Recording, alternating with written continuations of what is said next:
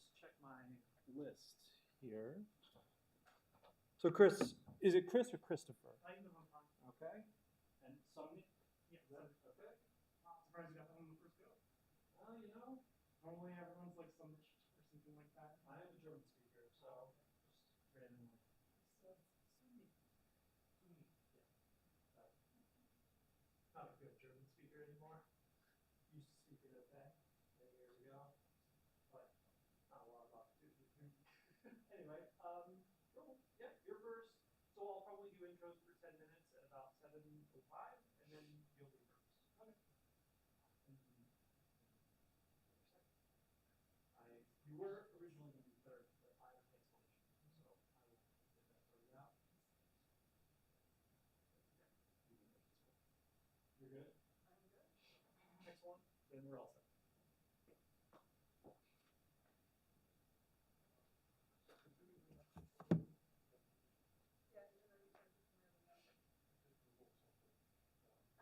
Oh, also, if you noticed it, there's San Diego Python stickers. I saw the stickers. I made you get the stickers. Oh, awesome. There's stickers. They're up there at the water. No trash. We got stickers made. I did not pay selling point on them. For lack of selling. Yeah. There's many more, so don't feel like you're like if you need a bunch. Cool. Okay. I thought something. Although they came out of High Beach's fund. High Beach is like it's going to be, or well, it was last year and it will be this year. It's a Southern California regional Python conference. Did you go to that this year? It's not till October this year. I did not go last year. It was on my road. I'll skip it. So that's in October and where? Wasn't there something in May or May? So PyCon was in May. Oh, That was like 2 weeks ago. I'll do a little like recap thing. It's in October. It's in Santa Monica. The 24th. I have all the details. It's on my notes, so it'll be in the announcements. It's 1 day, 1 track, Santa Monica. Tickets are already on sale. They're pretty cheap. what's the form? I don't know exactly. I mean, so it's 1 track, so there will be speakers all day, and then there's like as part of the ticket you get like tea and coffee and maybe some light snacks. And you're on your own for lunch. And kind of it's in downtown Santa Monica, so the idea is they're going to give us lunch or something.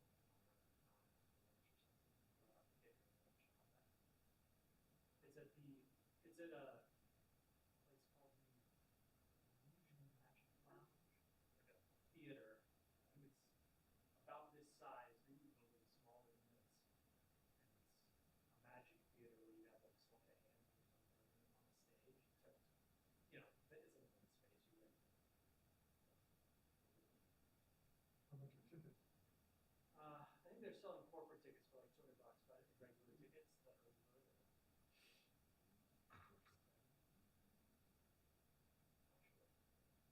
but not less than 100.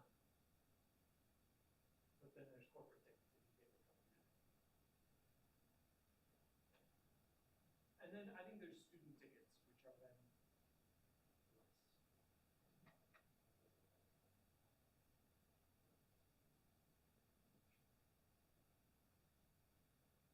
I should know these things, but I don't.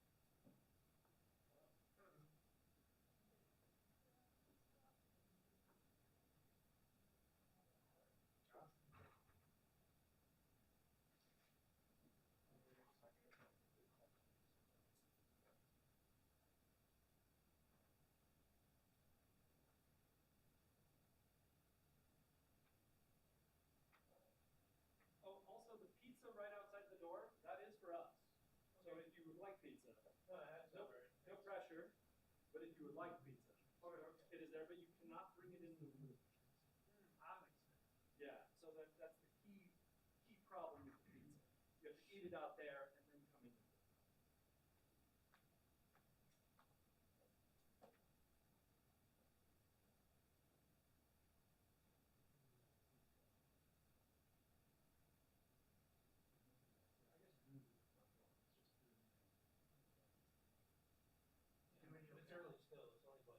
Yeah, we're early.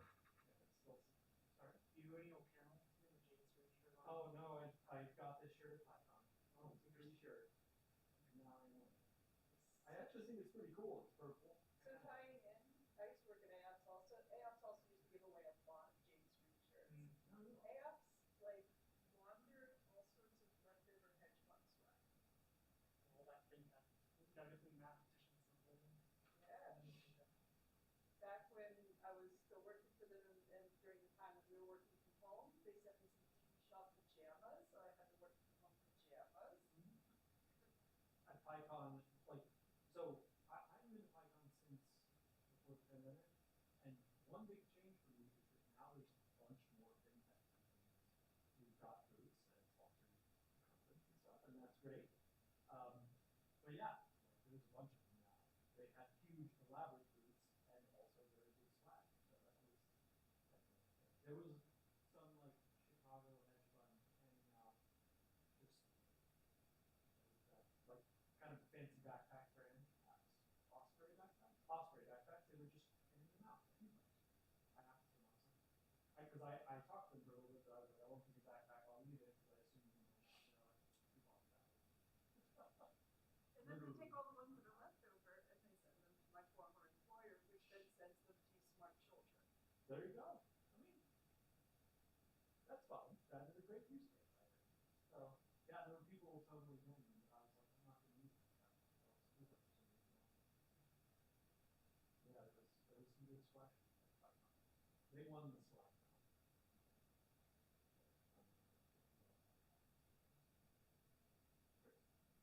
But yeah, like, I feel like my last PyCon was in 2019, and there was Bloomberg, and they were like the big financial-ish company, and that's kind of it. Or still at the same. I mean, they still had a booth, they were still there, like, yeah, I mean, Yeah, still around. no, Bloomberg's still up. Yeah, yeah, they're an ongoing concern. Yeah. But like, there were a whole bunch more of these like hedge funds and stuff. I mean, recruiting essentially. Italy. Kind of, that was different than the last PyCon. The last finance company I worked for, they had both that and Ring running on premise. Mm-hmm. Yeah, I mean, I guess they have their own duties then. So you let it cook, I guess. You know, it's all about the culture.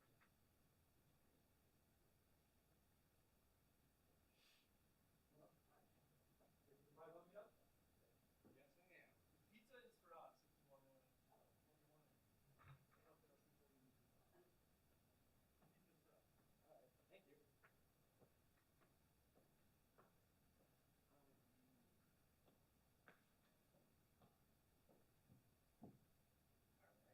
All right, you got your slides going. So I used to, I gotta like pace myself. Because I used to have my life and work doing that slows me down. Now, building slow me down. That's I had like the not. exact same problem when putting together my notes because when I give a chalk talk, I know exactly how many pages of notes it takes to fill each amount of time. I'm very used to like I'll write it and then say it while I'm writing it, which forces me to just be like a minute slower. And then when I have just like this, I'm just like, yeah. So that's what I was saying. I was letting you talk. And like, so I'm too fast. It's all good. Yeah. And then you want to.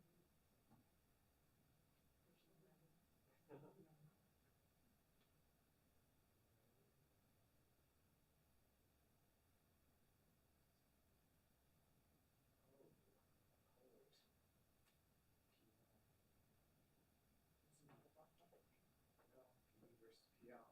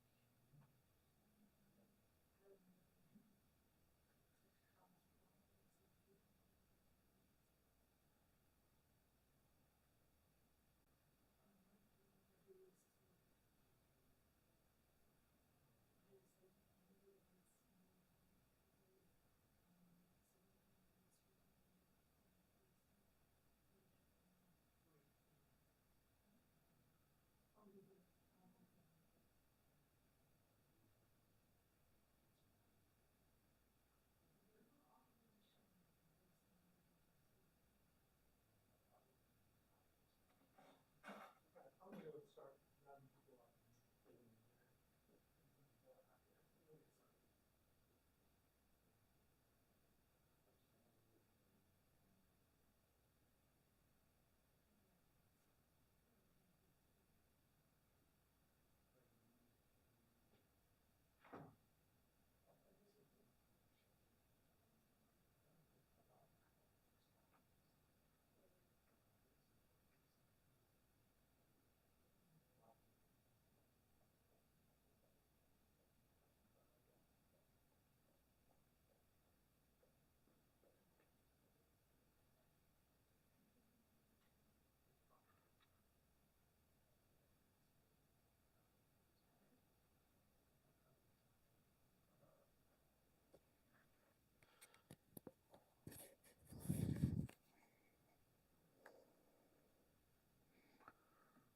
All right.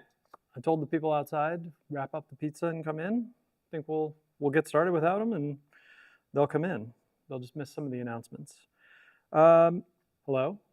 You're in the right place for San Diego Python. I'm glad you're here. I'm David. I'm one of the organizers, and we have a good lineup tonight. Before we get too far in, I do want to thank Qualcomm for having us here, and specifically the engineering development team. And a big thanks to Drew, who's at the front door, letting everybody in. But there's a couple people at Qualcomm who are particularly helpful in allowing us to be here and giving us this space. I'm also going to talk about Cloudflare, but they're the ones who sponsored the pizza for today. But I'm going to actually talk about them a little bit later, maybe in about 40 minutes or so. And we'll go through it. I have a slide to go through with them. A couple other announcements. We have a Saturday meetup for San Diego Python. It meets on Discord virtually on Saturday mornings at 10 a.m. Check the meetup page or check sandiegopython.org, and that has all the info, including the link to join the Discord, which is important if you're going to meet on Discord. I think I already talked about it. There's a website, sandiegopython.org, has a code of conduct and some other stuff. Notably, it has links to all the things, including our meetup page, how to join the Discord. It has a link to YouTube, where our meetups are streamed to. For after COVID, a couple people who were part of our meetup, they moved away and they still want to be part of the meetup. So that's the thing we do. In the Discord, there's channels for jobs and web dev and machine learning and other stuff. If you are interested in that kind of thing, there's not a ton of people in this room, maybe 20 people in the room. But if you post a job for your company in the Discord, a lot more people than the 20 people in this room are going to see it. So that's a great place for it. Likewise, if you're looking for a job, a couple good jobs there get posted every month or so. I do want to also highlight a couple of upcoming conferences, or in this case, actually, I'll talk a little bit about a conference that just wrapped up. So PyCon US was 2 weeks ago. It was in Long Beach. I was there. Jorge was there. I know some other people were there. Videos are not yet up, but it was a great conference. San Diego Python even had a community booth, which is basically like a free booth that PyCon, the Python Software Foundation, gives to people. Gives to people like us. We didn't have our own booth. We shared it with the LA Python meetup, which is called SoCal Python. I feel they've tried to say they're all of SoCal, but really it's just the LA Python meetup. And the Inland Empire Python meetup, and we couldn't get a hold of anybody in OC. But so it goes. So anyway, we had our own booth, and it also was for PyBeach, which I'm going to talk about in a second. Maybe I'll just talk about it now. PyBeach, we had this booth also covered PyBeach. PyBeach it's relatively new. It happened, I think, it happened before the pandemic, and then it happened last year. And PyBeach is a local conference, local as in Southern California. It's like a regional, it's like PyCon, but 1/12 the size. It'll be about 150 people or so. It's in Santa Monica, Saturday, October the 24th. Tickets are available. There's early bird pricing.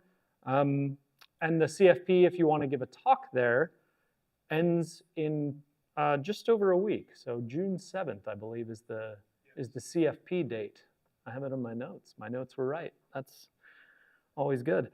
Anyway, so if you're interested in going to PyBeach for one day in October, awesome. And that was also shared a booth with San Diego Python at PyCon. A couple other upcoming conferences that are further away. PyOhio is in Cleveland, July 25th to 26th, if you happen to be in the Cleveland area.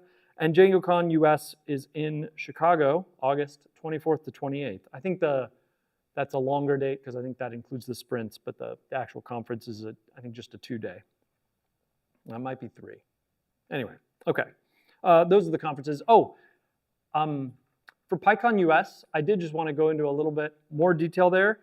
There were great talks. The talks are not yet up. When the talks are available, they're posted on YouTube, and then it's sometimes a little bit easier to search the talks on pyvideo.org or pyvideos.org, I think it is. If you only catch one talk, the talk that I recommend is Andrew Nesbitt's talk on GitHub Action Security in Python packages, which was good. It was worth a watch. There were great things in there. Yeah. Jorge, did you want to say anything about PyCon? Sure. All right, I'll let you take it away. All right. I'll let you say things, and then we'll get back to it. Thank you, appreciate it. Yeah. A couple of things. One, PyCon US was definitely a bucket item list for me. I have never been before. I have threatened to go a few times. It just never worked out. This time definitely was the time to go when it was 2 hours up the road. If I wasn't going to that one, it wasn't happening. So I will tell you that one, it's a lot of people. I think we had close to 2,100 attendees. And it was in the Long Beach Convention Center, which is not exactly a small facility. So if you're interested in getting your steps in, that's a good place to do it when you're walking from talk to talk and there happen to be at opposite ends of the facility. We got to hear a lot from the PSF, and as David alluded to, there was a lot of talk about security and package security specifically. That's been something concerning in open source in general. But I will tell you that the talks that I enjoyed the most was when we got to learn a little bit about the people that were giving them, and we heard a lot. To me, it was worth the trip. If I encourage you to go if you have the means and opportunity to, and it will be in Long Beach again next year, I have been told. So, hey, if you're going, let me know. Shoot me a message on Discord.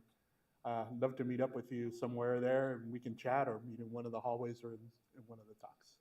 So, I can answer questions afterwards.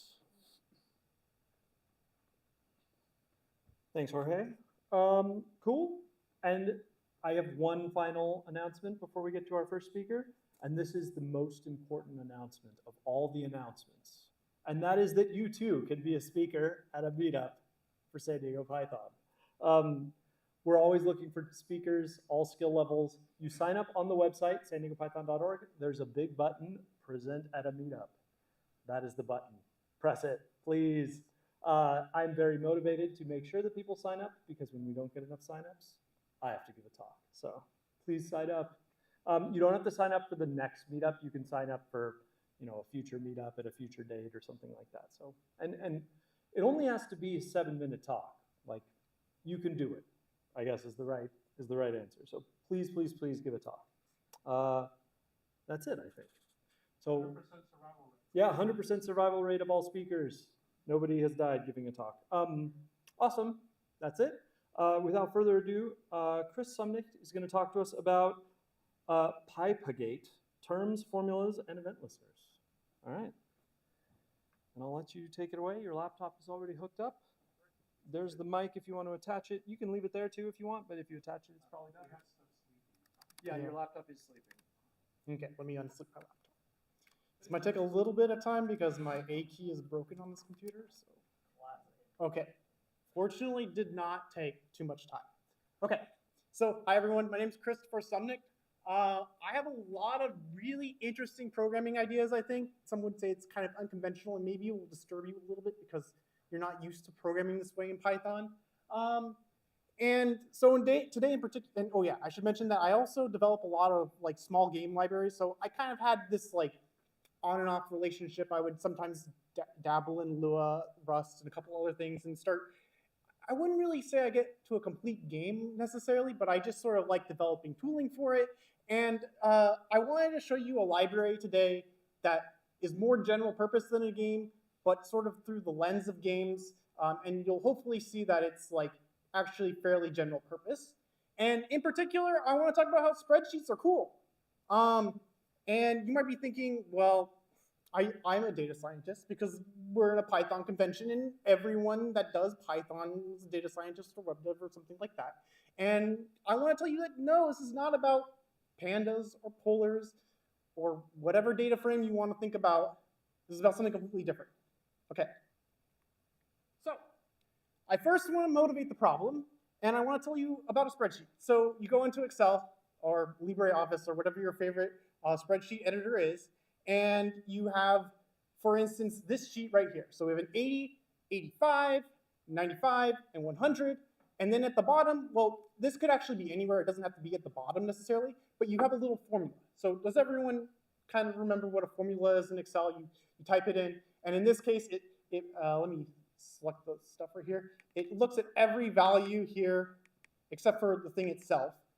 It looks at every value, and then it does what it says in the formula, which is that it takes column A, computes it, and gets a value of 90, okay? So we're all used to this. We also all hate students, so sometimes we decide to fail one. So instead of having an 80 there, we have now a 60 because we just did not like that student, okay? And everything was okay, because when you go down, the mean automatically updates for you. So if you type this in and change that 80 back in the previous slide, let me just make sure we see that. So it was 80 here, and then it was 60 here. You change it, and this is automatically updated for you, okay? Life is great, no worries, no problems whatsoever, okay? So let's think about Python now for a second. In fact, I guess the thing is this example is simple. It might be so simple that you might not even think it's a problem, but suppose that we want to compute this mean that way. Of course, we don't write it by hand. We use statistics, the statistic module. We input the scores. So this is a collection of scores corresponding to this slide.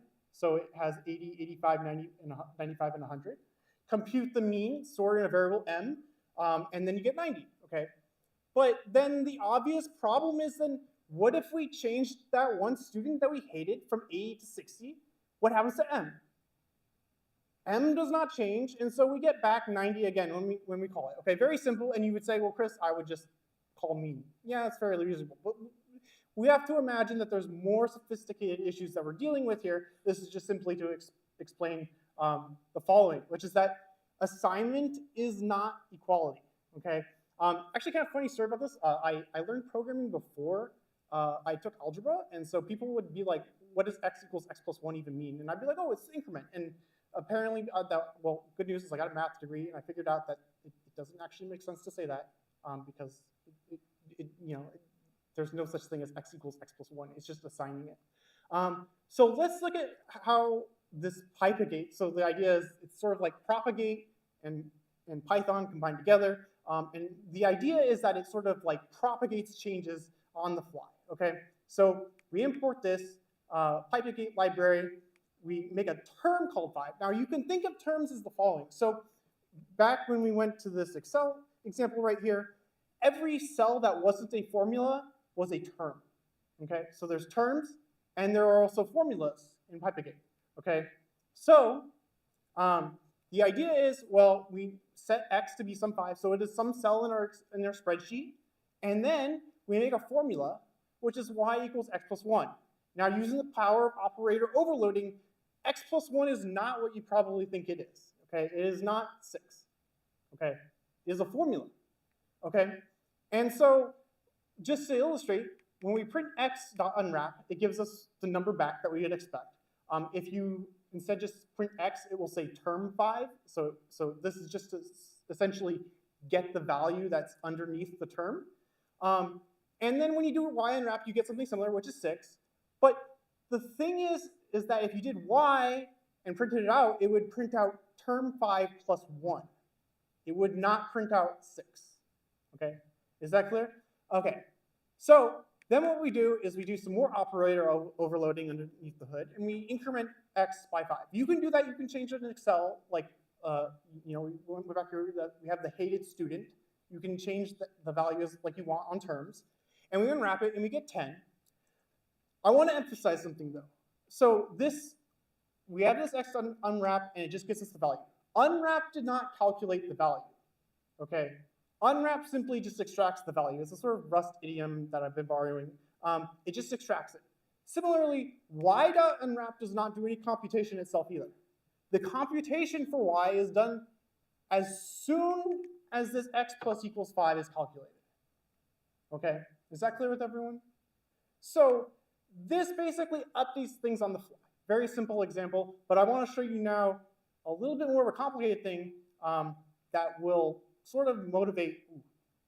It's showing up a different size than I'm used to seeing it. Okay, so now I kind of want to go to games a little bit and start talking about this. This is a little bit more complicated example, but it will illustrate some very useful ideas that the pypagate library can provide. So we imported now 2 things from pypagate, term and fireOn. So I'll explain what fireOn is in a little bit. And we created a couple classes here. So basically, the first one's a point. So you can imagine that you have a 2D plane, and you have an XY location that's just a point. And the other one represents a circle, which is essentially a point with a radius. Okay? I mean, there's probably other ways to represent it, but this is the way we're going with. And instead of making them floats or ints or something like that, we're going to also make them terms. Okay? But the terms underneath, like what they correspond to, are essentially either integers or floats or whatever data type that you want to use for them. Okay? And we're going to do something a little bit crazy, which is we're going to make a point in a circle, and we're going to do this fireOn massive expression here. So let's just dissect this expression. There's other ways to go about it. But essentially, this is saying the distance of that point is less than or equal to, the less than equal here being here, the radius of the circle. Okay, so you can think of this as a player and an enemy. So there's a P and an E here. And we're checking to see if the player is what? Within the circle. Okay? And so the idea is if this happens, we found a collision. So in a game, you would want to fire something on this, okay? And so now we get a kind of interesting way to go about doing this, which is that we use a decorator to check for collision. And we use these formulas to create event listeners. So I'll get into what event listener is in a little bit, but the idea is we have this thing where you change 7. So unfortunately, Python doesn't let you override the equality operator. I would love to do that because I'm unhinged, but I had to use change instead, or maybe I'll set it as set. And the idea is that once it goes to 7,7, that point is now inside the circle, and the fire on becomes true, and because it became true, we now execute the function that it's decorating. Okay? Okay, so yeah, so this is a story about like web development and spreadsheets and game development all in one. And just to, so you know, the thing is, I had to do some web development in a while back, and I was really inspired by event listeners. Okay, and the idea is that, well, you could just basically listen for certain events coming. We don't see it, or at least I don't see it too much in Python, but in JavaScript, it's everywhere. You have a button, you want to see when it gets clicked, so you add an event listener to it, and then it executes the thing. And similarly, if we imagine we had something like this in Python, we would imagine probably using a decorator, at least I would, and then just decorating the function and saying, hey, this button was clicked, and you should execute this function here. Okay, so let's go now to games, because the thing is, games, they also need event listeners, but when you work with a game framework, you get a lot less, okay? You don't have all these fancy things like on-click and stuff like that necessarily in them. You have to add them yourselves, or you use a game engine or something like that. So just to illustrate, or sorry, just to clarify, there are game frameworks which provide sort of the bare minimum for like graphics and user input, and then there are game engines which have more features. And part of what I do is I make small libraries that sort of bridge the gap between game framework and game engine. So in a game framework, we might have something like this. So this is the change in time between each frame of a game, okay? Then you would get the input. Maybe you would use the time that it took between each frame in the input. Then you would update. You would like update the data, and then potentially you could also draw, or you could mix the update and draw together, okay? And this DT, it's not the main like purpose of this talk, but the idea is that, you know, we can't always guarantee that every frame is evenly dispersed. Like, we want 60 frames per second, but sometimes we get lag, and so sometimes we have to basically calculate where things should be as a result, and so you can use DT for that. Not the main part of this talk, but I would feel bad not including this in here because it's sort of a very fundamental thing for games.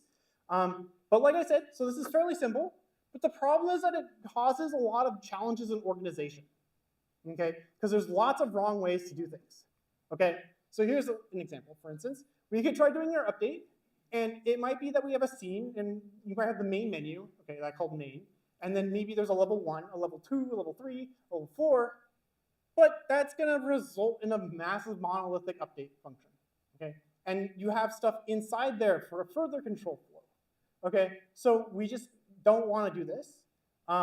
So just to tell you that I don't actually know what the Python equivalent to this is, but there probably is one, almost certainly. But in Love2D, a Lua framework, they have their version of scenes, and the idea is you make a table. So you might make a table called menu, you might make a table called game, and then the idea is that once you have done this, it will supply an update function for each one, along with some other stuff.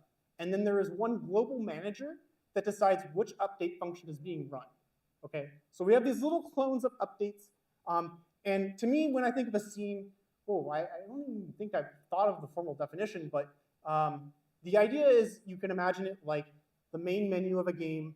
You click on a button, you get shifted over to another scene that might be the configuration option, or it might be the actual like gameplay itself, multiplayer, something like that. Various different games, and you have this manager that basically says, I want you to use the update for the main menu, configuration, multiplayer, something like that.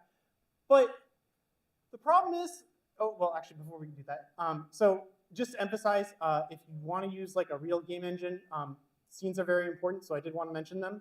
A scene can be a character, a weapon, a menu in the user interface, a single house, an entire level, or anything you can think of. Godot, so Godot, not what we're using, but Godot that engine, scenes are flexible and they fill the role of both prefabs and scenes in other games. So they're very, essentially, like a very essential thing for organizing things in games, okay?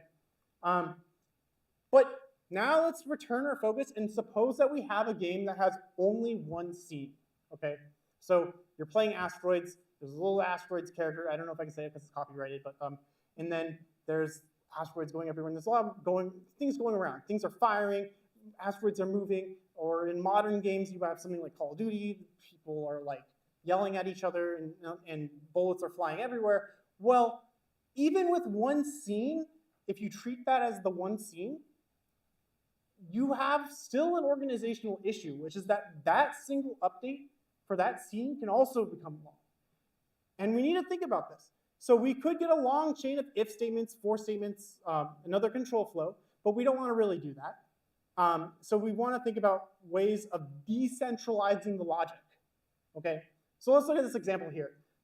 We have def update, and it takes the DT float that I was mentioning that you don't need to worry about.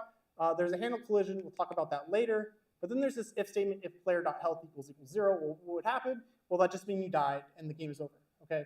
There might be even more complicated stuff than that, but we have all this logic, and the thing is, I don't want to have this chain of if statements in here, including that if player health equals 0. Well, this is where pypagate can come in and help organize this, because we can actually extract this from the update entirely, okay?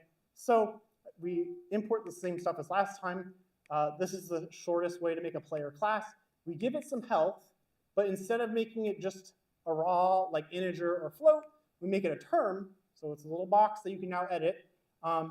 And the idea is we initialize this player, and then we create a formula. Now this is probably going to look like a simpler formula, and it is. So maybe this will make more understanding if the last formula didn't make sense. Player.health equals 0. So I want to say that this is broken one of the rules of Python. If you ever use a type checker, don't use it on my project. Well, actually you can, because I ignore the type checker constantly and add comments to ignore it. Because the thing is, equals should return one of two things, true or false. So it should return a Boolean. So you would think that immediately it does that, but no, it just does what it does in English, which is that it waits until that thing is actually satisfied to execute. So as you can see, you start out with player health equals 3, minus equals 1, nothing happens because now it's 2, minus equal 1, again, now it's 1, and then you get here, and then game over, because it executes and waits for it. So the fire on lets you do that, okay? So then we can sort of refactor the update, okay? We can pull the if statement out and now make it into an event listener, a formulaic event listener, if you will. So it sort of takes an extension of what we used to think of as event listeners and allows us to scope them with these formulas. And then we have decentralized the core logic of this entire thing. Okay. Unfortunately, you might realize that this was an ideal case because I was able to specify everything was a term, but the real world doesn't come in terms and formulas. We're given raw data, right? So we need some way to sort of wrap those around, and we need to somehow survive worlds that are not spreadsheets, as hard as it may be. So we have another concept, source map objects. Let me just give you an example really quickly. So this is from the submodule pypagate.source. We are importing source map and also something called exec always. Okay, so we're making a source right here.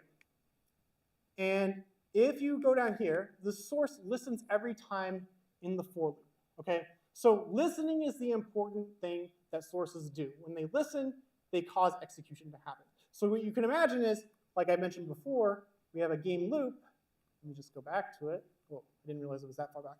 You could have a listener in this while true loop that's constantly executing, and then it can keep executing and cause things to happen. Now, I've been very unspecific about what I mean by cause things to happen, but the idea is, like, a lot of different things can go, okay? So we have this exec always source, and you could just read this as English, where it should always execute this when the source listens, okay? So if you go down here, well, okay, obviously don't use global, but this is just a small example. Don't judge me too hard, okay? So print x, well, if you look at it, it starts out at 0, but then because it called listen here, the exe always then invokes that function, okay? So that means every time listen executes, this x here, that it mutates the global state, becomes increments by 1. And so we get the following 0, 1, and 2.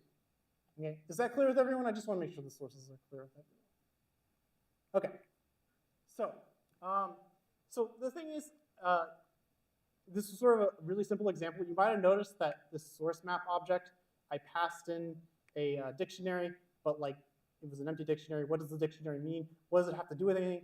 Well, basically source maps are essentially dictionaries, okay? They take a constructor or that is a dictionary, and then they sort of wrap things in terms, and then the listen updates the terms, okay? So let's go with a slightly more complicated example. So here in the source, the important part is that we have now created x, and we have given an initial value of 0, okay?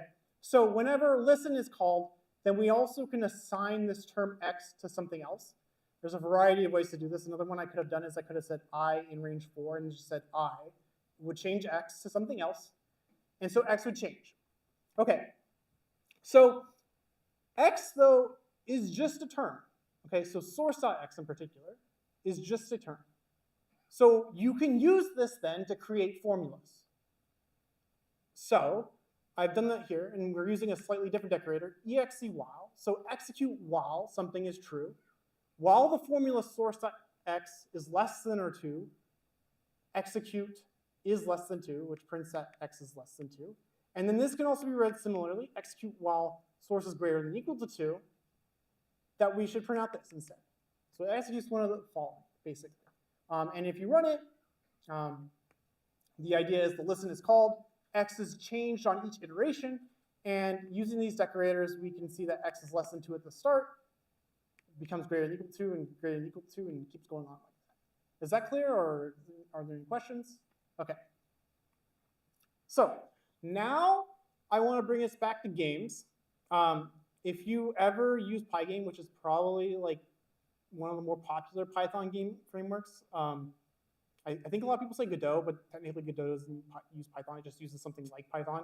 But if you use Pygame, this is sort of the, this is sort of the first example that you will see on the web page, stripped of some comments. I got rid of the comments. I'll just explain it to you here. So you initialize Pygame, not very interesting. Make the new screen and a clock. This is going to be our DT, by the way, or it's going to assign our DT, I should say. And then you have this running variable. Okay, so while you're running, then you should get a bunch of different events and see if there's a exit the screen window. Okay, so if you click on the little X on the window, then make running equal false. So that will then close the game because you'll get out of the while loop and call pygame.quit. Otherwise, you just want to fill the screen with purple. So it'll just display a purple screen. Don't worry about display.flip. We don't need to worry about that now. And clock.tick tries to get you 60 frames per second, but again, you might have some variability. Okay, so general, listen for the X to close and display purple. Okay, but now we can ask ourselves, what can source map do for us? Okay, and the thing is that this event loop with the if statement can become very complicated in more complicated games, so we want to flatten this and sort of bring it into a more natural event listener. So what we can do, it will cost some lines up front, but it will flatten the result. We have this source, and it listens for this quit event. When we start up the game, we're not quitting immediately, hopefully. I mean, hopefully we have at least one frame playing. I probably could have double-checked that and maybe done some more complicated stuff, but hopefully have a frame playing. We no longer keep running as a raw variable, but instead a term. And then we listen for this quit event, which we do via peeking in the event.peek Pygame. So we basically listen for this to happen. And now we can use this quit event at our disposal to create different formulas. So we can do the following. I don't know why it showed up like a comment, but we have this fire on source.quit event, which, I mean, it's a truthy value. It evaluates the truth. So when it evaluates the truth, fire this function. Which function? The quit game function, which is while running.change to false. And then that will allow you to quit out of there with an event listener instead of having to check it inside the loop. Okay, so conclusion, this is a fairly new library. I think only 2 people here probably know about it before coming in here. It's a high risk, high reward. You know, like it could be one of those things that goes nowhere, but you know, before you know it, you could be calling me and saying, I want you to be a consultant for my startup. And I would be pleased, don't worry. And so another thing though is that we have a lot of room. So if you want to help with this, by the way, we have a lot of room for converting existing libraries to have sort of these formulaic event listeners. So like I showed back here with the Pygame, we might want something that does more than just quit event. It might have some other events and just sort of wrap existing libraries like this if you like programming this way. You might not like programming this way, but if you do. And also, I haven't explained all the event decorators that are in the library at the moment, just fire on and exe while or exec while and exec always, but there are more. For instance, there's an on-change one that just checks to see if a formula changed a particular value, which might be useful and interesting in some cases. And the other thing is that we have, since this is just a lightning talk, I didn't want to go over universes, laws, and variables, which basically allow for collections of formulas. So if you want to generate a large number of formulas that sort of span over various things, like in handle collision, you might have multiple enemies with different collision formulas and deal with that. You can create essentially a law which takes in a variable or a collection of variables and operates over a universe of terms and allows you to do this. It's kind of mind-bending, but maybe for next time. We'll say that for next time. Yeah. So anyway, that's the talk. Yeah, and also importantly at the bottom, you can install it either with pip install pypagate or UV add pypagate if you use UV. Wanted to make sure that was there because like I always know how it's like when you don't see the thing that tells you how to install it. So, yeah, any questions?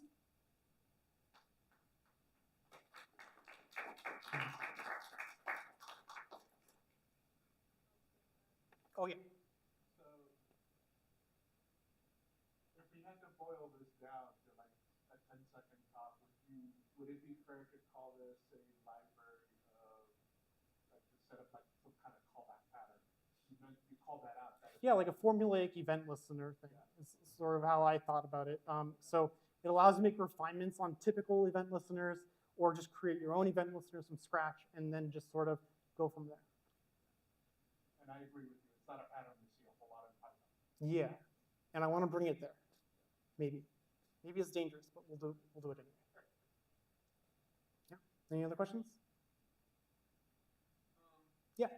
I don't know if you can replicate this, but I was playing around with it during the talk, and even though it works fine in a normal Python program, in the REPL, the second, if I have 2 terms and I put them in a formula, the first term to get added doesn't have that formula added as a parent.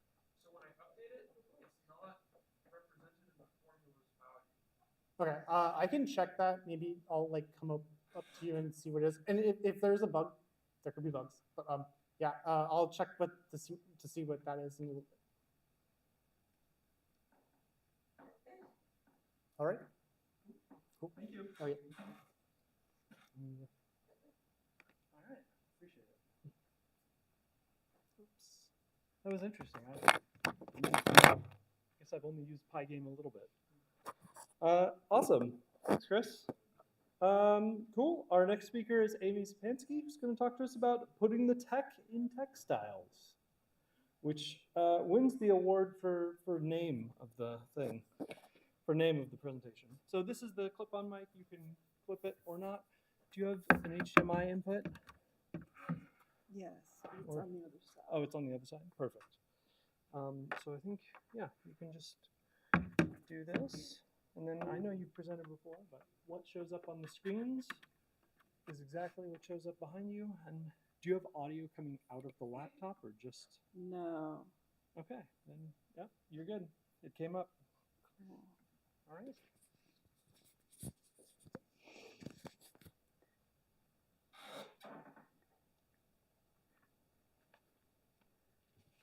All right, I have to take a moment to get out some of my props that we're going to be using.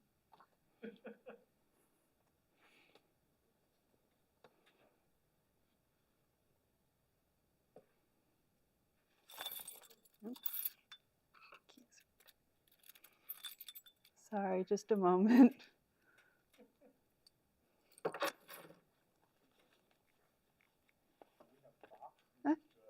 Oh yeah, I have props. I mean, they're not great props, but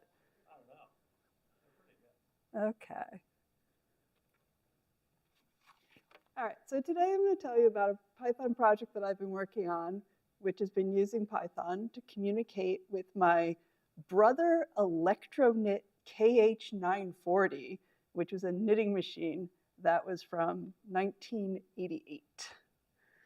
All right. Okay, do I have my knitting needle with me? I do. Okay, so if you've studied computing, you've seen a picture like this. And I don't know if you can see my knitting here, but knitters, we also look at things like this. If you're only from computing, you're like, oh yes, Amy, that is a linked list. But if you're a knitter, you're like, oh yes, that's 5 stitches and they're connected by the yarn. So we have this connection between knitting and computing. And if you look at a knitting pattern, you're gonna see diagrams like this. You have this situation where you have the boxes that contain the state. You have the way that we traverse the state boustrophedontically as we trace through our state here. And so knitting and computing are intrinsically linked. And in fact, knitting is binary. There's 2 main stitches in knitting, the knit stitch and the purl stitch. And we're talking about machine knitting today. Oh, my machine knitting needle didn't make it out of the bag. Oh, here it is, it's on the floor. All right, you're gonna see pictures of it later, but machine knitting needles, they can be either in work or out of work. And machine knit stitches, they can either be regular or special, and we're not gonna go into too much detail about that. And knitting machines can use 2 colors per row. So we have this sense of, these boxes containing state, directions on what's gonna happen. Binary, we are in the perfect situation to talk about computing. And in 2009 and 2010, Becky Stern and her collaborators, Steve Conklin and Lemore Fried, were able to figure out how to use Python to hack the Brother KH930 knitting machine. And so what we're going to be talking about today is stuff that I built upon their work. But we're going to start by reading a little bit from Becky's blog post. Working with these machines is very difficult. Before you begin, look at your life and what choices brought you to this point. Are you proficient at using the knitting machine's normal function? Can you read and run Python scripts? Have you ever done any serial communication between your computer and another device before? If you answered no to any of these questions, work on these skills first before attempting to follow this guide. So here we have questionable life choices, Python, and knitting, right? Perfect setup.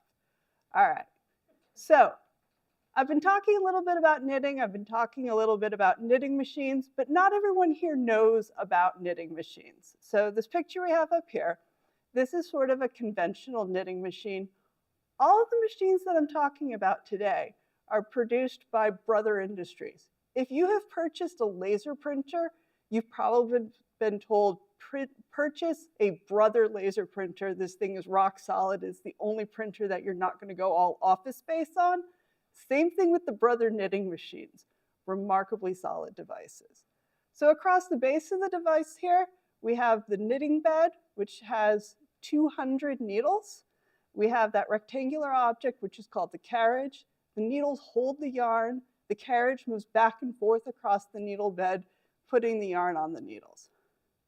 So the knitting machines that were built in the 1950s and the 1960s didn't really have much in the way of patterning capability.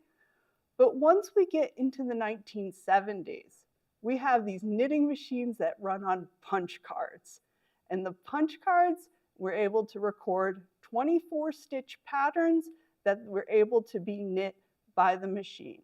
What would happen is that as the card would advance through the mechanism here, these plates that are under the needle bed would be shifted in various ways, And as the carriage passed over the needles would move in and out of work according to the pattern of the punch card. Things got even more interesting in the 1980s and 1990s. Here we have the CompuKnit 5, an electronic knitting machine from 1993. So the price, $1,749.95 in 1993 would be roughly $4,000 today. So the people who bought these were really devoted to their craft. Here on the machine, you'll see that where the previous one had a punch card mechanism, this one has an electronic panel with a whole bunch of buttons, a 7-segment display that carries 3 or 4 digits, a couple little LEDs. But this is where it gets really, really interesting.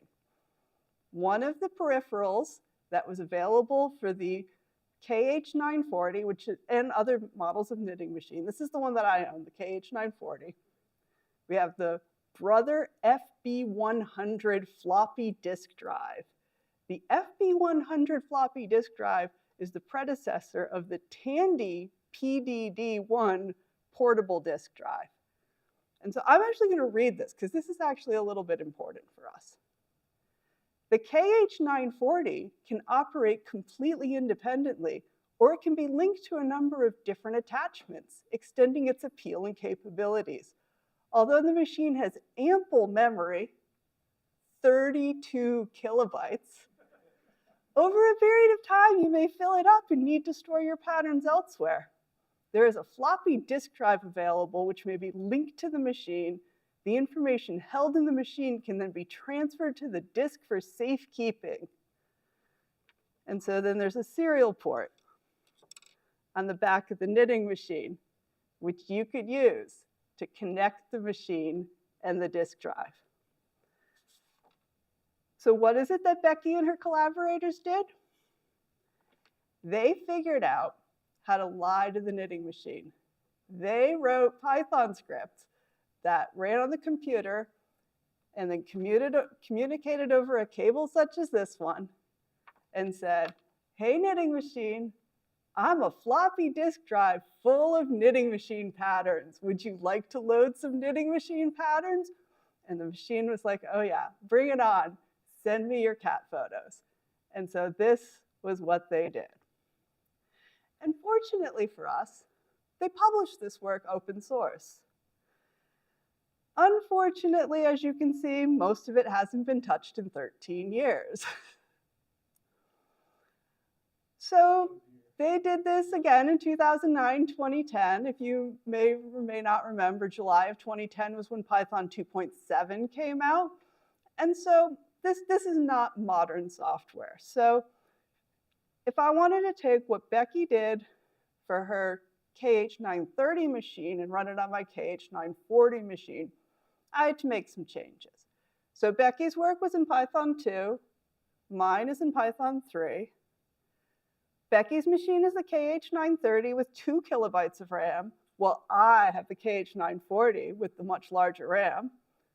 Becky had to reverse engineer everything. So this cable that I have here, you sort of held together by electrical tape here. This is sort of like they don't just sell these everywhere. You have to know somebody or you have to build one. And Becky and her collaborators had to figure out which pins needed to be hooked up in which ways and all of the sorts of fussy things that you need to deal with hardware. The other thing that they needed to do to reverse engineer is that it's not like there was a file format on disk. What happened is that the entire contents of user RAM just gets written as binary direct to disk. And then when you load it back in, all of that binary glob just gets put back into RAM. So I was able to build from the existing work. And what they had on GitHub there's a basic proof of concept, some scripts, and a tkinter GUI. And I wanted something a little bit more complete. The big problem here is the difference between the KH930 and the KH940. At first I thought, oh, 940, it's just a 930 with more RAM. That's what everybody on the internet said. This is not true. There's differences in terms of the structure of things. And so this is sort of one of my big stumbling blocks in terms of this project. And in fact, I'm gonna read a little bit from, so the other thing is there's not a lot on the internet about all of these. I had to go and find like scans of magazines from the 80s and the 90s and find like the tips and tricks column in the magazine. And it says that one of the problems you might have is if your disk is formatted in KH930 mode, then you may have a problem. And so you may need to reinitialize your disk in KH940 mode. And so that said to me that the reason that some of these things were not working when I tried running them on my machine was that there's in fact differences there. So had to sort all of that out. So I ended up with this web front end. Full disclosure here, I'm not a front end developer. The front end is all vibe coded, but the rest of it, not so much. Okay, so we have this front end and you can go and you can load knitting machine patterns. You can save them to your disk. You can send them to your machine. All that kind of stuff. And so the structure of the project, we have the disk drive emulator. This was pretty similar to what Becky and Stephen Lee Moore had worked on in 2009 and 2010. The binary encoding of the machine memory and the disk image. This had to change because of the different model. Image processing, this just uses the Pillow library. And then instead of the tkinter GUI front end, I split it up. So there's like a fast API app, which handles all of this various IO and connections and talking to all of these things. And then that hooks up to my web front end. So everything's a little bit more separated and broken down. And so then the question is, why stick with Python? I mean, I had to make a lot of changes. And so then the question is, am I going to stay using Python? Because really, when you say, oh, I am going to be dealing directly with the hardware. I'm going to be dealing with bytes and bits on a raw level. Python is not necessarily the first tool that comes to mind. But it turns out that the existing drive emulator was well written. Switching that from Python 2 to Python 3, a little bit of like byte handling had to switch, a little bit of syntax things, but for the most part, that was able to move over really well. PySerial and Pillow gave me really strong library support in terms of doing the things that I wanted to do. Python's data classes as lightweight data containers gave me a really nice way to handle the information that I was working with. Fast API, type annotations, cut down on the boilerplate, and so that was a good way that made it so that it was easier to sort of get things going. In Python, the command line interface can be a first-class testing interface. One of the things that I needed to do is every time I was trying to test this, when I made a change the code, had to then go and encode an image and then send the image to the machine. And because it operates at 9600 baud, every time you try to send something to the machine takes 42 seconds. And so your development loop, you want it to be as efficient as possible. UV allows me to call my functions independently, and so it made it so that my testing was more effective. And then Python encourages me to build things in small, independently testable pieces. And so this helps when I'm working close to the hardware, especially when I'm dealing with this slow feedback loop. All right, so just going to kind of call out some of the examples of some of the things that I used. So the first thing was that I was able to use enums as self-documenting constraints. I had the original code that Becky and her collaborators worked on, and as I was switching things over from the 930 model to the 940 model, I wanted to keep these separated because if, I go to another yard sale and try to get more knitting machines, what if I find a 930? So I wanted to have that there as well. So in order to keep things organized, I was able to use an enum to split that logic out. I mentioned in the bullet points before that the data classes as lightweight data containers were helpful. So for example, when we were going and looking at an image, I could go and set this class, the image result, set it as frozen so that because it doesn't change once you bring in the image, and set the attributes of it. We can also do this in a little bit more complicated way. And I'm not going to read through all of the code on the slide, but here I have a class. which talks about my pattern. And it's going to give you sort of metadata about the pattern. It's going to give you the pattern number. It's going to give you the size of it in terms of the rows and the number of stitches. And it gives me certain information related to it. The key here of where Python really comes through for me, we're going to see this on the next slide. Parts of the pattern entry are these fussy little byte arithmetic nonsense things. And I can go and set these as properties on my class. And so the memo offset is calculated using this bit arithmetic, but I can just access it as self.memo offset. And so this about Python allows me to hide these complicated calculations in ways that make it so that it's easier for me to access the information. Similarly, FastAPI, its annotations make it so that it's simpler to state things. And for something like the disk status response, you can have a straightforward description of it like this, where you have your lists of patterns and information about the bytes and the slots that have been used and what remain. But also you can have them that are a little bit more complicated. And again, I'm not going to read all the code on the slide, but the one thing I want to draw your attention to here is that this sets the API contract, and it also builds in validation in the same place. So in another language or using a different way of setting this up, it would take a lot of boilerplate code to get this working. FastAPI is a really nice and efficient way to do this. My favorite thing, though, was that by using UV, it was easy for me to access my functions from the command line. I didn't want to have to go and spin up my API, go to that front end and upload an image and push a button and all this sort of stuff every time I made a change. And so instead of having to go and bring up an image, this line here that I've highlighted, I just say, oh, here are the bytes, here are the bits. It's ones and zeros, stripes for 50, so 100 stitches wide, 80 rows long. And I was able to just sort of integrate this in with the other functions that I'd written and be able to toss this just from the command line. So you notice I do up arrow twice to get to this one, and then up arrow twice more to get to the one where I sent it over. And so my testing loop is faster that way. Similarly, the disk drive emulator, these I could go and import it into the other parts of the program, but it also could be called directly. And so this flexibility that Python gives me allowed me to, again, test things easily and more effectively. I was able to call it from the command line and just give it some arguments, the address of my serial port, and then where the sector files were, and then it would upload them. And so this, again, sped up my workflow. Python also let me work in small testable pieces. And when I was setting this function up for loading an image, I could say, do I want to specify the path as a string, which gives the location of my image on disk? Do I want to give it as a path object? Do I want my image as raw bytes? Do I want it as some sort of image object? This flexibility that Python gives me also sped up my testing.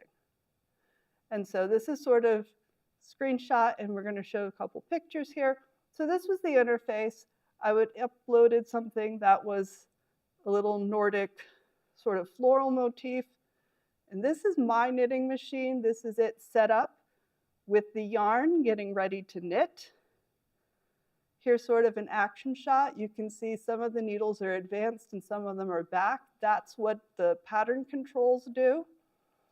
Here's another shot from above with the needles in action. Here's it doing a little bit of knitting, partially knit. And so we have our little swatch of fabric.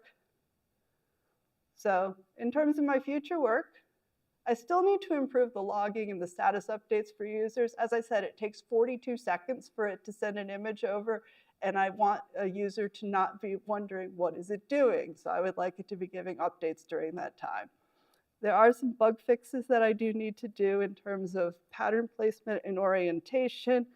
I tried to knit a picture of my cat, but it's off to the side instead of in the center, so I need to figure that out.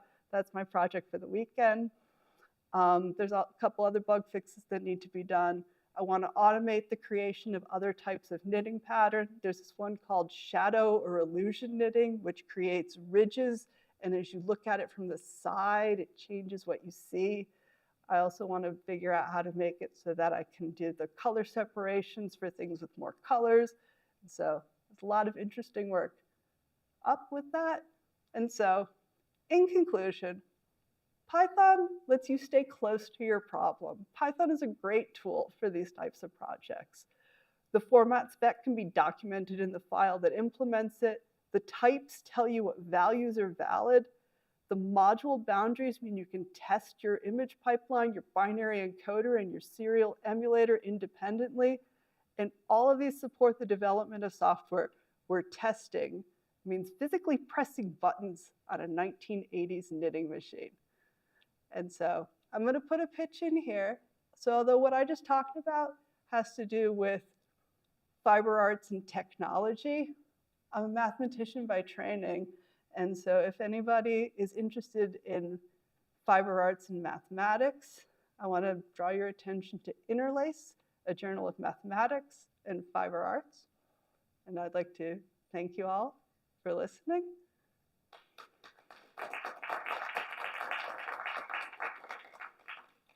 Do I have any questions? David? So a month ago, you were asking some questions in the Discord about kind of how somebody would reverse engineer this. You know, you kind of gave us the high level on the problem, and you were trying to kind of figure out the differences in serial protocol. How did you figure it out? So one of the things I did was that I emailed Steve Conklin, who did a fair amount of the work, and he sort of gave me the strategy in terms of how he had approached it with the 930. And so with his guidance of what types of things to look out for and which ways to work with it, and which sort of diagnostic tools in their repo that I could use to kind of reverse engineer things. So phone a friend. They were more helpful than SD Python this time, that's for sure. Yes. I've never seen one of these machines, and I'm just curious, if you wanted to replace the company pajamas or something, how long would it take to do that? So it depends what it is that you're making and how sophisticated it is. You can make a sweater that without much patterning in about an hour. But you also need to be good at it and lucky. Typical project, if you are, if it requires a certain level of sophistication and care, and the pattern is a little bit nuanced in terms of something that's going to fit well and all that sort of stuff, a day to a weekend is roughly the amount of time it would take to make something that's like a nice quality garment. Well, even if you push the buttons, you still need to be, all machines need to be babysat.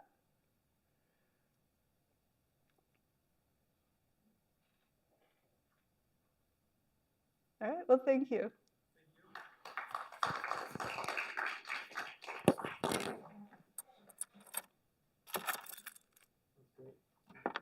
I'm glad you were able to get it working rather than just because we were not helpful. That's okay. I asked a lot of people. Well, yeah. Jorge, would you be willing to set your laptop up? Did you want to show something on your laptop before I show something on your laptop? No. No? Okay. Well, then I will show something on your laptop. Oh, and you... No, nothing. Thank you, Amy. You were great. Yes. I got it. Thank you. I'll set this down. Put this on.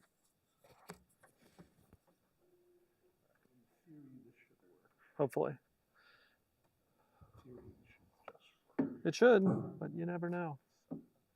And this is a work laptop? Yeah. Oh, okay.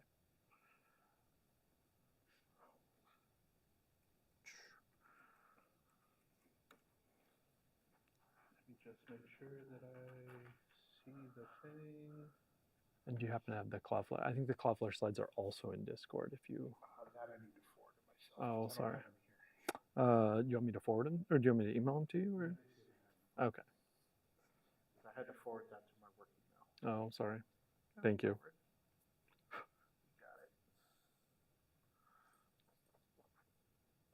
Bear with us while we set things up. Thank you.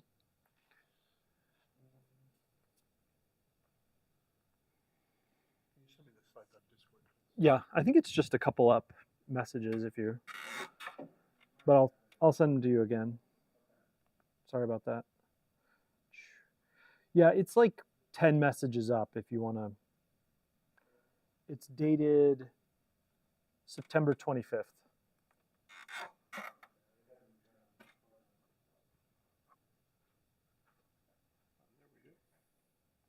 Sorry about that. Actually, I actually have very positive things to say about Cloudflare today. They've been, I feel like, spent a bit of my week in their dashboards and stuff this week. Bunch of DDoS stuff.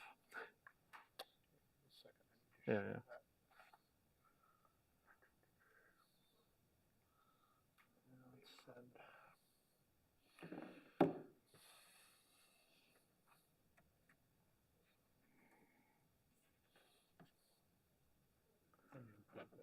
Because my other stuff has word stuff. Gotcha. Thank you. I appreciate you letting me do this. No problem. Maybe I need I think I will get like a tablet or something for this. That would make my life easier. I'll have to figure out how to hook it up to HDMI, but I bet that's not a problem. I think I even have a USB to HDMI thing. Just make sure it's in my send file on YouTube now. Oh. Sometimes sharing doesn't work right. And I have spam filters at work. Oh, and you're connected to the Wi-Fi? I'm connected to my hotspot. Oh, okay. Oh, it showed up. There it goes. Yeah, Perfect. appreciate it. Thank you.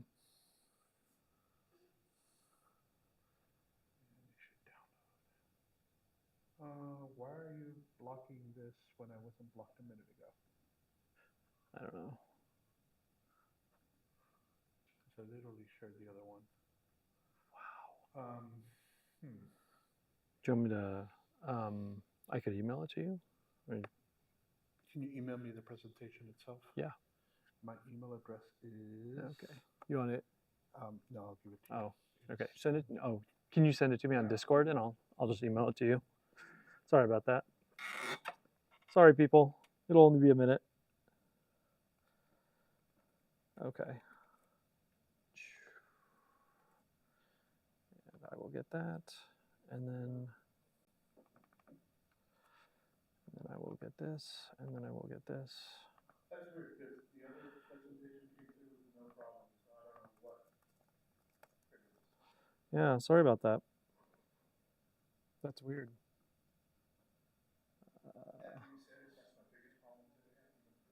True. All right. It's sent.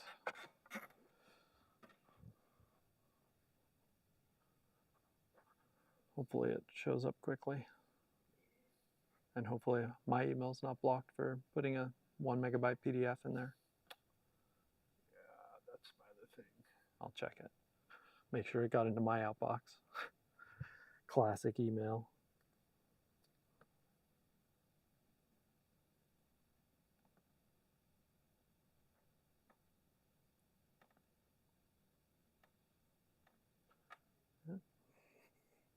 It shows sent, but who knows? Google could be doing anything. Yeah, and it could also be blocked on the spam filter side. Yeah. Well, we could do the other presentation if we want to try to figure it out or something. Or you could email the presentation directly if you wanted. Yeah. I could do the other presentation first if that's better. Up to you, whatever you think. I'll tell you what, I'll send it to my personal email because that should be unblocked. Okay. You want me to send it to that? Okay.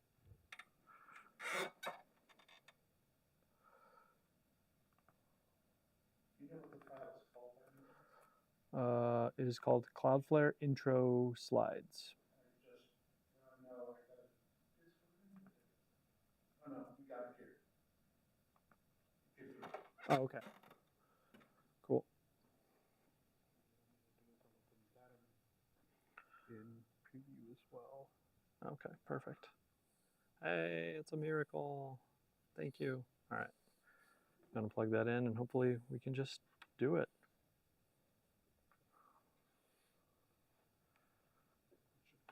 Now. Oh, okay. Oh, I might need to switch it over to the other thing because it's not on mirrored. Or You can go to settings and do that. You know where it is.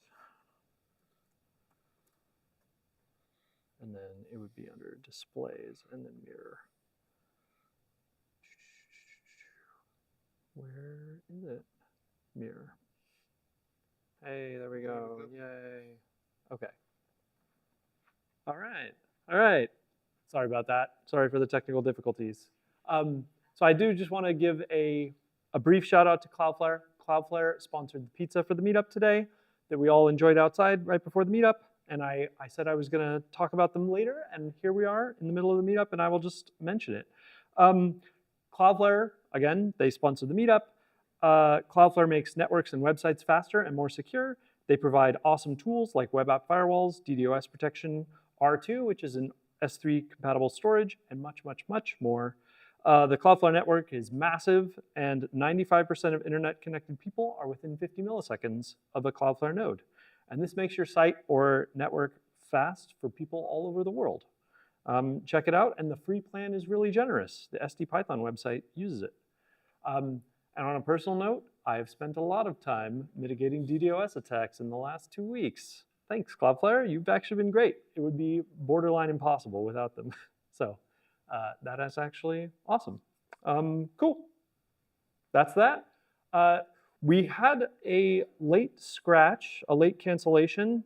And so I'm going to give actually a talk that I gave before on UV that I gave a couple months ago. And I'm going to give this talk again, and I have a few updates on it. And really quickly, I'm just going to switch the input because I had this on just camera, and I'm going to switch it to capture the slides too. All right. All right.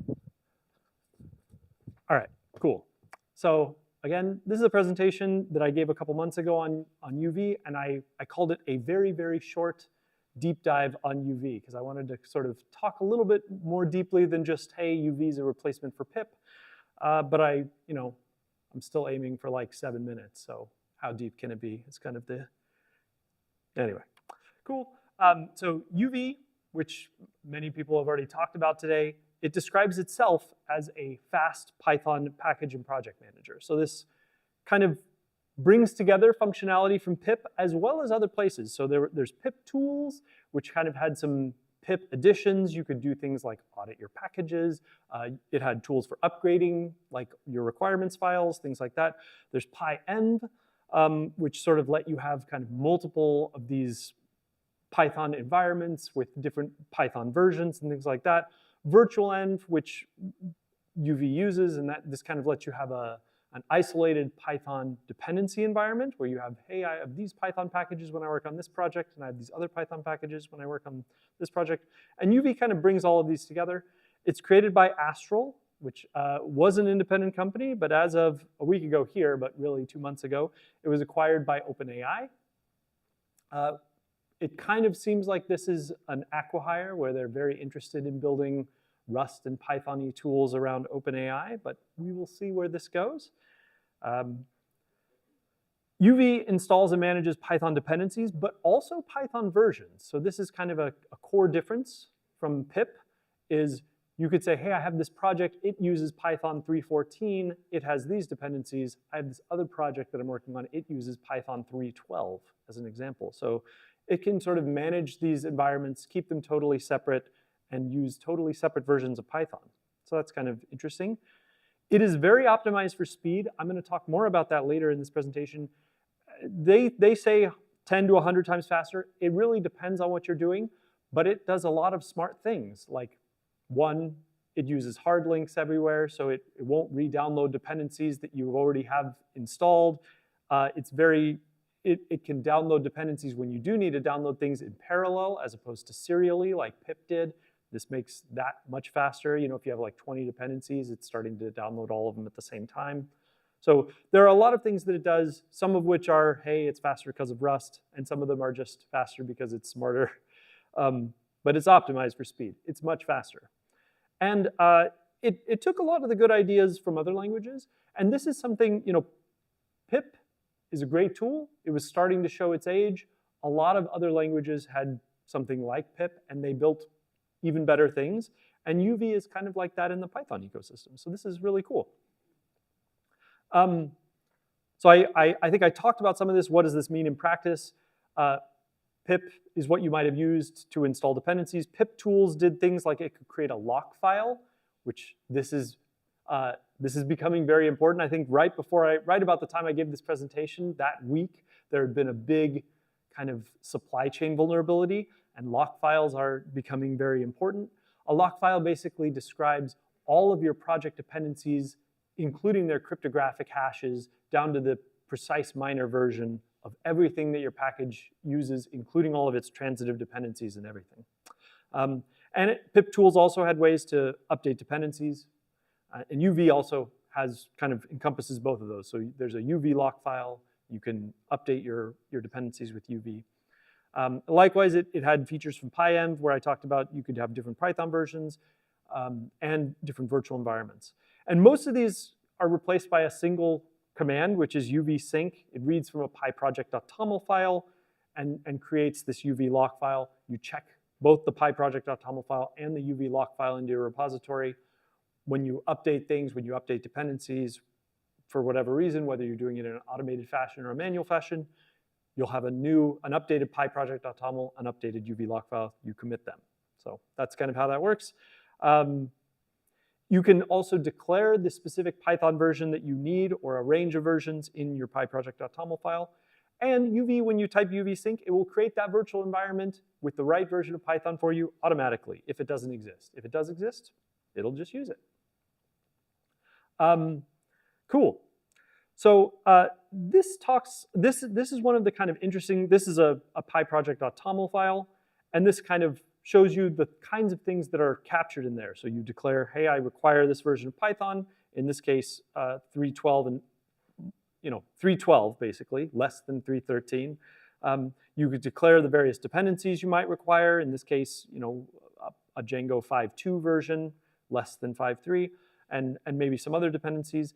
And you might have development dependencies. You can have kind of these other dependencies that you declare in different groups that you might need only in certain circumstances. Hey, if I'm using AWS, maybe I need a storages dependency to connect to S3, but if I'm not connecting to AWS, I don't need that one. So you can declare kind of these extra dependencies. You could do that before. This is how you do it in a pyproject.toml file.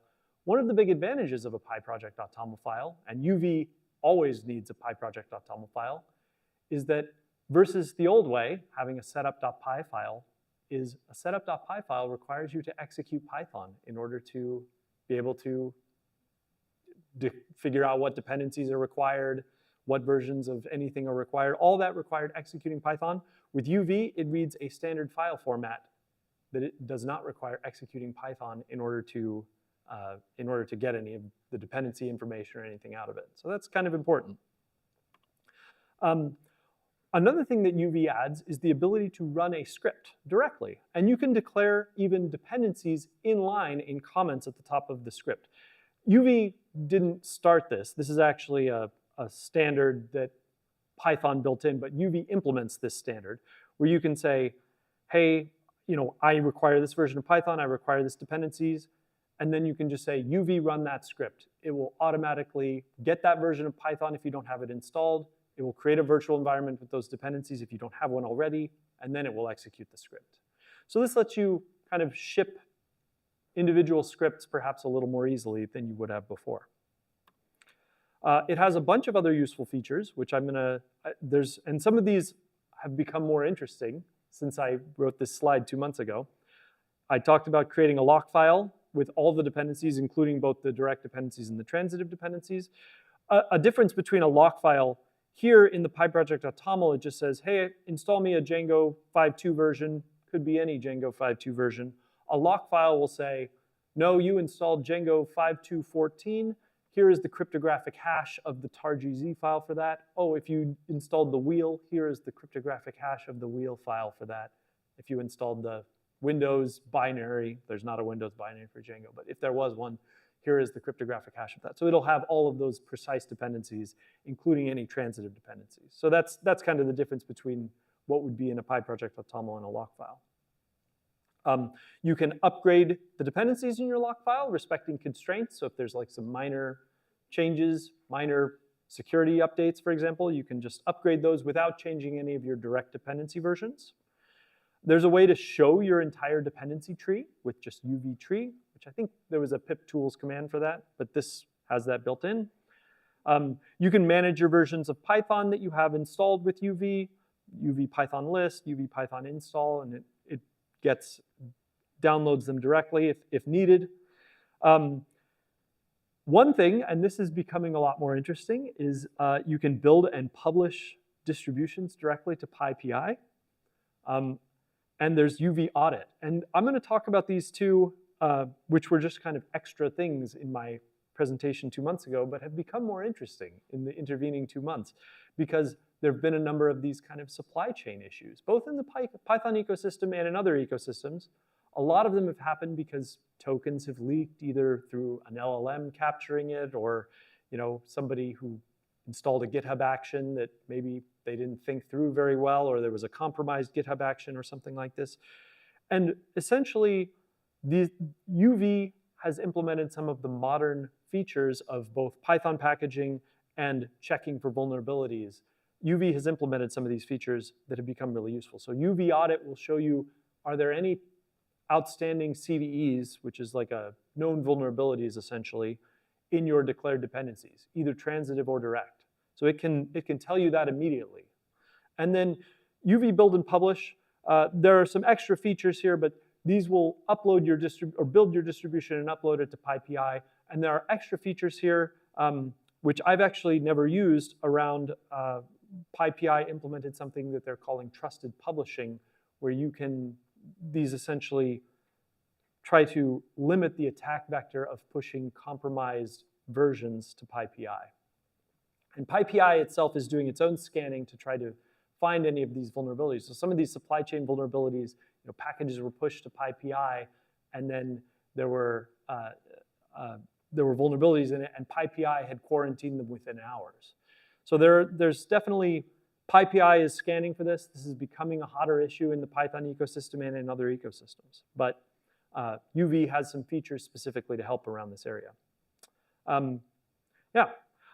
Also, all the options in UV can be controlled with environment variables. So there's flags for most things on the command line, but you can also control them with environment variables. And they have well-documented integrations with Docker, GitHub Actions, and more.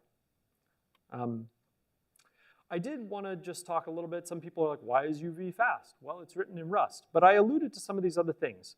UV drops support or has reduced support for some of the old ways of doing Python packaging. It doesn't support setup.py. It doesn't support eggs. Or in some cases, if it does support these, it tries the fast way first and only falls back to the slow way if it has to. So there's, in many ways, UV has optimized for the fast paths. They're much faster. It downloads packages from PyPI in parallel and caches them. And this is probably the biggest thing that it does. Those two things combined, I think, are probably the biggest reasons why UV is fast, even more than, hey, it just uses Rust, which is fast, but I think these two probably make the bigger difference. There's a really detailed blog, actually, from the same author who I said, hey, don't miss their talk at PyCon when the videos are posted. Same author had a really detailed post on why UV was fast. That's pretty much the talk.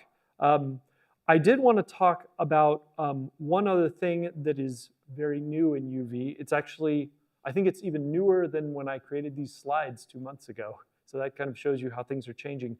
But one of the mitigations around, hey, somebody has pushed a new supply chain vulnerability to PyPI and you just downloaded a vulnerable package. One of the mitigations here is not taking very new packages. So there's a flag in UV to basically say, yeah, I want to sync new dependencies, but don't take anything newer than a week. And so if it says, hey, that dependency's only 4 days old, it'll take the previous version as an example.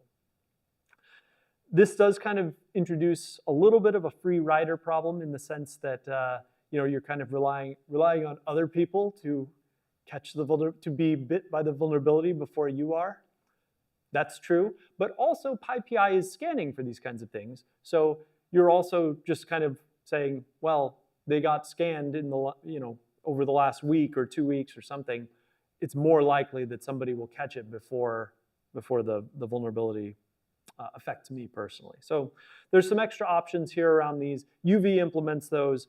Some of the other tools are also implementing these because it's becoming a very hot issue, these supply chain vulnerabilities, where basically somebody's pushing a vulnerable version package to PyPI, and then it just gets installed as a direct or a transitive dependency when people are updating dependencies. So this is becoming a bigger thing. I just wanted to mention it. I put in here, this slide, I'll put it again in the YouTube description, but it has links to how UV got so fast and some other things. I also linked to this blog, a practical guide to Python supply chain security. This is kind of one of the things. This blog was posted, I think, 2 or 3 weeks before the big light LLM vulnerability a couple months ago, and it was very timely. So just kind of coincidental in that standpoint. But I think the fact that more people are running GitHub Actions, more people are pushing to PyPI from GitHub Actions, more people have these tokens saved as secrets in their GitHub Actions, there's kind of some potential issues here, and we're working through them. And there was a great talk, again, as I mentioned, at PyCon on this topic exactly. Anyway, that's my presentation again. Sorry for giving it again if you saw it 2 months ago, even though there was a few updates here. Were there any questions? Yes? A little off topic, but what did you use to make the slides? I typeset these in LaTeX, and this is a Beamer template. Beamer is like a LaTeX thing for making slides. Library? I don't even know. Yeah. Any other questions? I just wanted to add 3 things to it. Sure. Because I got interested in UV after your last talk, so I wanted to know more about it. So 3 things. One is the log file is if you have a Python and you're using UV on GitHub in your repo, Dependabot recognizes the log and can look for when it's compromised. The second thing is my biggest beef with tip is you can do UV add -r in the requirements text file, and it'll add it into the log file, and so you don't need it after that. But the biggest beef with tip is, the requirement file is that if I was in a dev environment versus another environment, like say production environment, to roll it out, that would require 2 different requirement text files. And so in UV, they came up with what called groups. So what you can do is you create a dev group so in your dev group you may have like PyTest or insert library for that. But then you have like this is your default group, which is when you roll it out to production, it doesn't include that or has certain other, like you may have OpenTelemetry or something like that in there. So yeah. No, these are good points. So 3 points just to reiterate them. One, the dependency groups. In this example, I gave like 1 for just a dev dependency, but you can have more. You could have prod dependencies. You could have other dependencies. And you're exactly right. All of these will end up being in the lock file, and it has kind of this, it knows, hey, these are dependencies only for this version. Technically, UV didn't add this. This was possible to do before UV. UV made it a little easier, I think, is where we're at with that. If you did this, or you would have separate requirements text files, or like separate files, like a requirements .dev.text and a requirements .thing. So you would do that, and it was just like, well, that's kind of goofy. You could, and even in a package though, you could declare these as extras, and then when you install it, you could say pip install package bracket some extra, and it would do that. But yeah, they make it a little bit easier in UV. And you're exactly right. The uv.lock file, if it's checked in your repository and you have it on GitHub, Dependabot, which is GitHub's kind of automated vulnerability scanner, will check your UV lock file for any known issues. So that. And that was going back to the first point. Is like in requirements text, Dependabot would only look for that file. Right. So if you had 3 different files, since they're not named the same, it would check those. And if you didn't pin your versions, it kind of may not know. It may not know exactly whether you're using a vulnerable version or not, or whether there's a transitive dependency that's vulnerable or not. So yeah, you're exactly right. Those are real issues, and UV makes this, I guess, a little bit more explicit and kind of tries to work through this issue. Yeah, make it better so that you don't have vulnerable software for longer, I think, is the key. Jorge, go ahead. Yeah, the other thing that I like about UV is that you can set constraints in the pyproject.toml file, but the UV lock file will always give you exact versions. And you could do that with pip, but I can guarantee you there were maybe 6 people that knew all that work, and all of them worked for PyPA. Yeah. It wasn't a very well documented feature. So I really like that about UV because, again, you will always get exact package versions. You're right. And so you are right. Almost nobody used pip directly for this because it was impossible to do. You could have cryptographic hashes for files in pip, and pip mostly did verify these if the requirements file was in a very specific format, but generating that file was borderline impossible without using one of the other tools. So I think pip tools had some, it was possible to do this in there. I know this because we did this at work before we had UV. And it was a complicated process that I had to look at the documentation every time. But you could do it. But you're right, yeah. So having exact pin versions helps a lot. Any last questions before we wrap up? Well, that's it, I guess. Thank you for coming to the meetup. Don't forget, there's new San Diego Python stickers, and they're up at the top, up by where the water was. Thank you for coming. Oh, I want to thank Qualcomm and Cloudflare and all the speakers for tonight. And please become a speaker in the future. And thanks for coming to the meetup. We'll be here 4th Thursday next month.